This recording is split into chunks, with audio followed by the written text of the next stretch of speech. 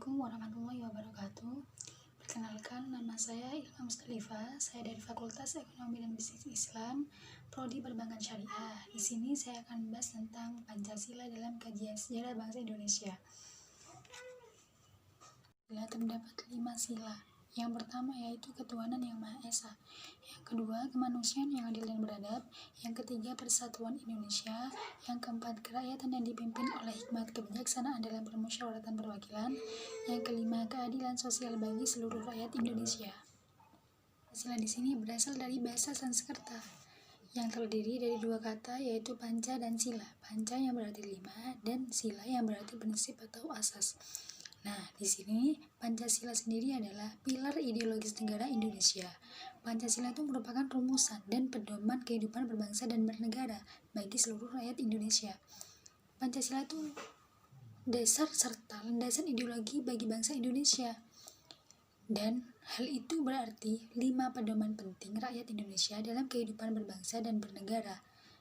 Kemerdekaan, Dr. Raji Manwedudiningrat selaku Ketua BPUPKI pada tanggal 29 Mei 1945 meminta sidang untuk mengemukakan dasar atau negara, yaitu tentang rumusan-rumusan.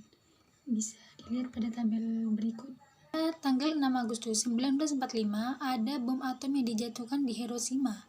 Selanjutnya pada tanggal 16 Agustus 1945 ada perundingan golongan muda dan golongan tua dalam penyusunan teks proklamasi. Dan pada tanggal 17 Agustus 1945 terbentuknya proklamasi. Itu era Orde Lama, di mana era Orde Lama ini dimulai pada saat Indonesia merdeka dan Insinyur Soekarno menjadi pemimpinnya, yaitu pada tahun 1945 sampai 1966. Dan pada waktu itu terdapat 3 periode dalam Orde Lama. Yang pertama yaitu 1945 sampai 1950, di mana Indonesia sebagai negara peralihan dari bangsa terjajah menjadi bangsa yang merdeka. Selanjutnya yaitu pada tahun 1950 sampai 1959, sistem demokrasi berhasil diterapkan melalui pemilu 1955. Selanjutnya yaitu periode tahun 1959 sampai 1966, Soekarno selaku presiden itu mengubah sistem pemerintahannya menjadi sistem demokrasi yang terpimpin. Nah, pada era Orde Lama ini selain itu dalam tahapan ini Indonesia menerapkan sistem ekonomi kerakyatan dan mulai mencari jati dirinya dengan cara memperlihatkan kemampuannya di dunia internasional. Keruntuhan Orde Lama sendiri itu dimulai pada saat Presiden Soeharto yang menjabat pemerintahan menggantikan Presiden Soekarno. Selanjutnya yaitu era Orde Baru, di mana era Orde Baru ini dimulai dengan naiknya Soeharto menjadi presiden menggantikan Soekarno pada tanggal 22 Februari 1967.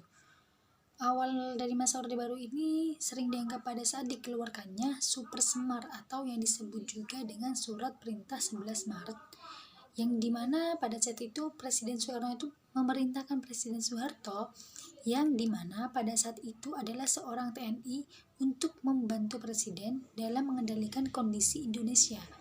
Nah, kemudian Presiden Soeharto itu menjabat.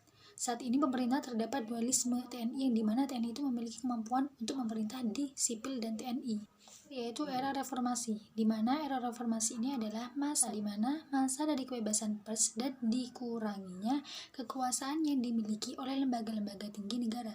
Masa ini dimulai pada masa Presiden Habibie menjabat hingga saat ini Presiden Joko Widodo. Dan pada masa ini pembangunan dilakukan dengan sistem desentralisasi, yang dimana pemerintahnya itu daerah dapat diizinkan untuk mempersiapkan kebutuhannya sendiri tanpa ada campur tangan pemerintah pusat. Materi pembahasan saat ini mungkin kurang difahami, saya mohon maaf yang sebesar-besarnya. Assalamualaikum warahmatullahi wabarakatuh.